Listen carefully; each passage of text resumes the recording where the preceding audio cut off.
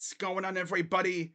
Crazy Dog back with my Browns Seahawks Week 8 preview as my 4-2 Cleveland Browns hit the road for the second week in a row as they head up to the Pacific Northwest to face off against the 4-2 Seattle Seahawks.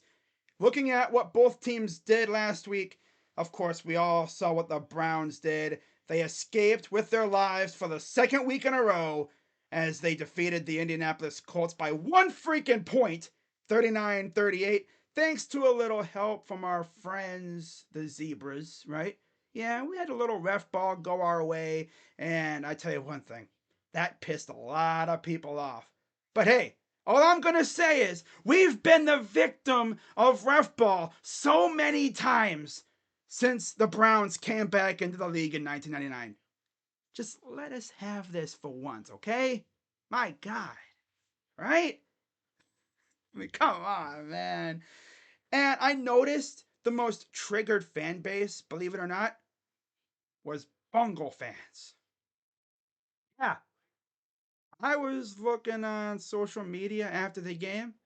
I kid you not, Bungles fans were as pissed off, maybe even more pissed off, than Colts fans were. Maybe it's just because I see a lot more Bungles fans on social media than Colts fans, but yeah, as you can imagine, those little heathens from southwestern Ohio, they weren't too happy with the fact that we actually had ref ball go our way for once, right? But anyways, the Seahawks took care of business against the Cardinals last week. And you look at the Seahawks offense, it's actually really good. They have Geno Smith at quarterback, of course, DK Metcalf, my guy JSN, Tyler Lockett, Noah Fant. They have K9 at running back. Like, overall, it's a very solid offense. Very solid. Our defense is probably going to have their hands full again, especially if they play like they did against the Colts. Man, when I tell you that was our letdown game, I mean, you watch that game, you could see it. Like, nobody played good at all. Like, collectively. Like, certain players did. Like Garrett, Dustin Hopkins, to name a few. But as a unit, uh, no. The secondary kept getting cooked left and right. Like, what the heck is this? And this was a few days after they're on social media calling themselves the best in the world. Like, man, like you on social media calling yourselves the best in the world, only to go out in the next game and get cooked by Josh Downs and Michael Pittman Jr. Like our defense was letting Gardner Minshew. I'm gonna throw something if I keep talking about it. If I'm Jim Schwartz, bro, I am scolding every single player on that defense. How do you let Gardner Minshew run 2 touchdowns in against you? Gardner Minshew was out there looking like Lamar Jackson. Huh? Maybe instead of, focusing on, your little celebrations that you do after every big play, maybe you focus on learning how to tackle. Huh? Yeah. Learn how to tackle. Technique. Technique. Technique, technique, technique. Right? Tackle. Bring down the ball carrier. Right? Yeah. And Miles, how about this, buddy? How about you freaking stay on sides for once? I swear to God, if you did a drinking game where every time that dude went off sides, you took a drink, you would be sloshed by halftime. Cannot go a game without going off sides, and it's so damn agitating. You're good enough to where you don't have to try to jump the snap. You could just bully the tackle. Like, there's no need for that crap. I mean, how many free plays did they get in that game? A couple. Because of you. One of them was a touchdown. Because for some reason our defense just decided to stop playing. And Josh Downs had nobody around him on that touchdown throw. My God, man. And it's crazy because that was, without a doubt, our letdown game. And we still won. times have we won that kind of game? Like, I'm not kidding when that game legit reminded me of that Charger game a couple years ago in LA. Back and forth, hella lead changes, defense was playing like ass, but we lost that game. We actually somehow managed to win this game. And it's mainly because of two people, Myles Garrett, believe it or not, and Dustin Hopkins. Now, before I get into the preview portion of this video, gotta go over a couple things. As first off, Myles Garrett continues to be that dude. 82 career sacks before he turns 28. By the way, he turns 28 on December 29th. So who knows how many sacks he'll have by then. For all we know, he could be almost at 100 with the way this guy is, right? And then in regards to last week, Myles Garrett was the first player since 1991 with 2 sacks, 2 forced fumbles, and 1 blocked field goal. I'd like to see TJ Watt try that. Block a field goal, right? Because of the way Myles did it, he literally jumped over a dude. That's where his basketball ability comes in, because that dude plays basketball during the offseason. We've seen this dude jump out of the gym. And there it is. There's his basketball ability coming out in football, right? Completely jumping over the guy. Now, for those out there saying, isn't that illegal? It's only illegal if you touch the lineman, especially the snapper, which he didn't. He completely cleared him. He completely cleared the dude. So that's legal. So yeah, he had a blocked field goal, which was pretty awesome. Let's mention he had a tackle for loss, 1 pass defended, and 9 total tackles. So, yeah, pretty cool. And then there's my guy, Dustin Hopkins, the D Hop that we all wanted, right?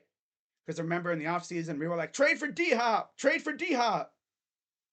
Well, yeah, this was the guy we were talking about, clearly, right? That other D Hop from Tennessee, right? No. This one's better. But yeah, NFL record 5 straight games with a 50+ yard field goal. And he hit 3 of those suckers against the Colts. 2 54-yarders and a 58-yarder. Yeah, 58. So good having a legit kicker. You know, I can see this guy going out for a kick and I don't get, you know, anxiety. I don't get crippling anxiety, hoping and praying that he just somehow goes in. Like, I know it's probably going in. People were slandering Bjorkes because they say he's a bad holder. Clearly, doesn't really matter with D Hop because D Hop is that dude. Still crazy that we were able to trade for this guy, but you know, I mean, the Chargers chose Dicker, the kicker, over him. So yeah, thank you, Chargers, for going with Dicker over D Hop. Thank you. We really appreciate it. Now, with that being said, let's get into the preview. This video has gone almost 10 minutes, and I haven't even gotten into the preview yet. Hope you guys got your popcorn and beverages because this is probably going to be a long video. For real. It's going to take 3 hours for it to upload. But hey, you know, you love to see it. So we're going to get right into it, starting off with the series history. And Seattle actually leads the overall series history 13-6. Last time the Browns won, 2011. And the last time Seattle won, 2019, when Freddie Kitchens repeatedly outcoached himself. That game really pissed me off because we honestly should have won that game. We really should have.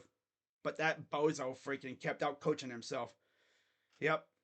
He outsmarted himself a couple times. And it pissed me the hell off. The Browns haven't won in Seattle, though, since 1989.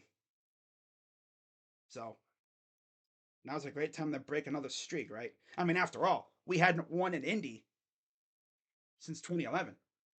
So, make another streak, huh? Now, with that being said, let's get into my 3 keys to victory. Yay! Key number 1, get after Geno and slow down the rushing attack. Yeah, Myles Garrett, Obo, Za'Darius, maybe Alex Wright if he plays. All our pass rushers. How about Shelby Harris, huh? Making a return to Seattle. He was a part of the Russell Wilson trade once upon a time. Dalvin Tomlinson, right? Jordan Elliott. Yeah. He this year. Love it. I'm going to need our entire front to get after Geno, put pressure on him, force him to make mistakes. And I know our secondary will definitely make him pay for it. But they're going to have their hands full with that receiving core. Lockett, DK, if he plays, because I know he missed the last game. JSN, Bobo, whatever the heck that dude's name is. I see Seahawks fans ranting about him and going off and just praising the crap out of him, right? They're raving about Bobo. Oh, man, dude. We're going to have our hands full. Should be fun, though. As long as our defense is serious, I think we'll be good. Just don't do what you did against Indy, because this one would definitely hurt. All right, number 2. Deshaun or PJ must take care of the ball. Whoever studs at quarterback, please take care of it. There was quite a few plays out there that we should have turned the ball over. I mean, Deshaun threw a very bad interception. PJ threw a bad interception. There was a couple more that should have been picks, but they weren't. And then this bozo PJ damn near turned over the ball at the end of the game to lose it, but luckily there was a flag. Got a love ref ball, and that saved our skins. We wound up going down, scoring, and then winning the game. So yeah, we need our quarterback, whoever that may be, to just take care of the damn ball. My God. And then number 3 is keep stacking wins. We're looking to win 3 straight games for the first time since 2021. When Baker, of course, hurt his shoulder, we won 3 straight games, and that was the highlight of that season, really. Because after that, of course, Baker hurt his shoulder, and then it all went downhill after that. So just keep stacking dubs. You know, let's get to 5-2 heading into the trade deadline, and who knows what will happen after that. As far as my player to watch, I'm going to go David Njoku. Because, of course, the Seattle Seahawks have a decent secondary. Tyreek Woolen, of course. They have Weatherspoon, who's a stud.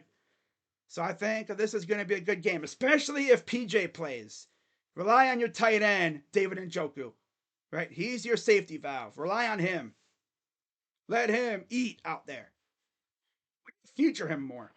You know, watching Minnesota feature Hawkinson every week, it's like, bro, why can't we do that for freaking Njoku? Like, come on. Seriously. Right? Nobody really has shown up in terms of receivers besides Amari, so we need to rely on David Njoku. Because David Njoku is that dude, man. Freaking love that guy. The fact that this dude damn near got blinded by a freaking fire accident and he played with burns on his face and his arms and stuff. It's freaking crazy. That dude is a stud. Honestly, be my next jersey purchase. Not even kidding. I might get me a David Njoku jersey for real. But we'll see though. But yeah, my player to watch is definitely David Njoku. Then in terms of my prediction, I got the Browns going in and doing something they haven't done since 1989. Beating the Seahawks in Seattle. And of course, this would be the first time that we beat Seattle since 2011.